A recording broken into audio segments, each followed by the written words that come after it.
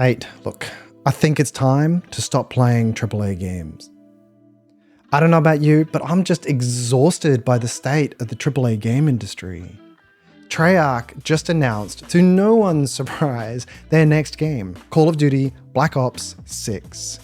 How on earth am I supposed to get excited by that? The 6th generation of a game about military shooters, all with the same weapons, all with the same enemies, the same story, the same gameplay, again and again. It's franchising at its worst, and it's just not appealing to me anymore. There's nothing in that game which makes me feel like it's going to be worth the $70 it'll cost to play it, let alone the inevitable suite of cosmetics that I'll be asked to pay for under the guise of earning it by grinding through a battle pass. I think I'll pass. How the hell did we get here? Some folks say it's about the escalating cost of development, and that's why they want to charge you more for the product.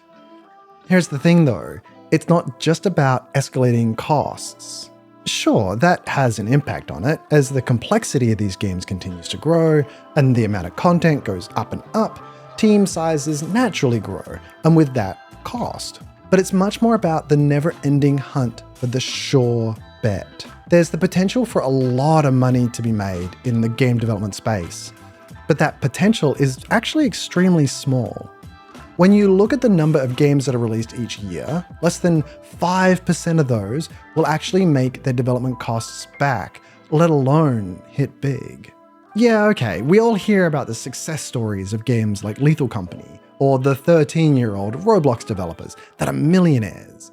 But like all success stories, those stories are outliers. It's in our nature to celebrate and lend value to the winners while overlooking the fact that for every Lethal Company, there are hundreds, if not thousands of other solo developers out there who will labor away for the rest of their careers, making little to no money. The risk for that individual developer is, in the grand scheme of things, small. They are likely using their own money to fund their game, and hopefully are being really creative along the way and not just making another Vampire Survivors clone. In the case of a AAA game, the money required, usually over $100 million, has to come from outside sources, unless you're like Notch. The traditional model here is a publisher, but recently there's been a wave of funding on the VC side, and of course, if the company is already large and successful, like say Activision, they can self-fund. Because that development cost is so large and the investment is coming from external parties, the creative risk behind the ideas for games at that scale is tempered. Teams pitch something safe. Worse still, those third parties or executives often aren't experienced in game development. So the focus on the pitch phase is less so on what is fun or unique or what's going to push the industry forward, but entirely on what's guaranteed going to make the most money. The process for pitching a game at this scale has nothing to do about a fun mechanic or something that will challenge the industry creatively. I should know because I've done it. The most surefire way to get a game greenlit at a large company is to find out what genre the executive team is excited about, then pitch a game that has similar components to it. Of course, you need to add a slight twist, but that twist still needs to be really safe. The best twist is something which will show that, you're able to appeal to a broader audience than what is currently being served by that genre. That's the golden goose, an idea which has a strong existing audience, but also brings in another audience. Think We Are Fall Guys, but mobile. That's a banger idea right there. There's no surprise that it would get funded. It is so safe. It's not just about showing that your game will make its money back either. You also have to show that there will be a medium to large profit on top of that.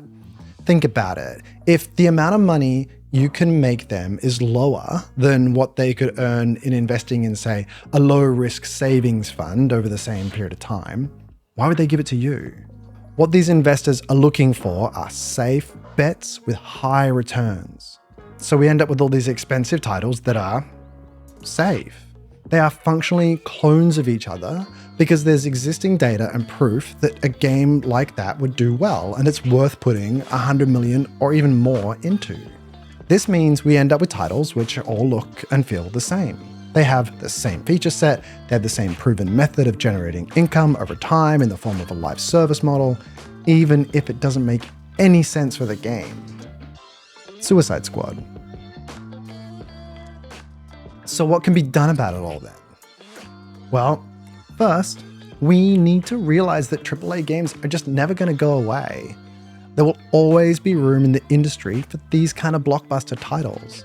Not only are they safe for investors, they're also safe for a large part of the audience. Most players are more than happy to have the same game again and again. It's comfort food for them. They like knowing that each year or so, they will have a new version of the game that they know and love. And that's awesome for them. The AAA space is also not bad. It's not evil. There are many AAA games which have come out in the last few years which, though they may not push the genres forward dramatically, have leveraged the scale of the teams to deliver exceedingly high quality. Games like Baldur's Gate, it redefines what good looks like and what we should be expecting from AAA RPG games. Ghost of Tsushima creates such an immersive atmosphere that it should push the teams making games like Assassin's Creed to higher levels. But if we only do this, if we only cater to making this kind of comfort food, we absolutely will stifle as an industry. Pushing quality doesn't challenge creativity, it challenges execution.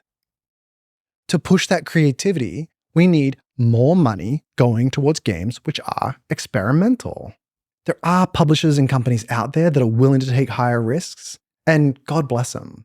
Devolver is a publisher which has continually shown a tolerance for supporting games which don't really fit the mold of a safe bet. Clay, too, has the same tradition of publishing or at least investing in games which push the boundaries of the industry. But they're also investing at a much smaller level than the AAA landscape. What would be ideal is if larger companies focused on these kind of games too. Not exclusively, of course, but in kind of an experimental fashion. Think of this like a high-risk savings account. Sure, you put money in knowing that you may well lose it, but there's a chance of getting a high return, so why not? Or better yet, what if they approach this like donating money to the arts or becoming a patron of an artist? This likely won't ever pay off financially, but they could be doing it in order to push the industry, the very industry that their company relies on to be successful, forward. Getting a large public company to invest like this, though, is probably about as likely as Valve selling to Microsoft. So what can we do? What can we, who don't have millions of dollars to invest in companies, do to support the industry creatively? Well, there's a few options. First, of course, get into indies. If you're watching this, you're very likely as tired of AAA games as I am and looking for alternatives, and they are absolutely out there for you to find.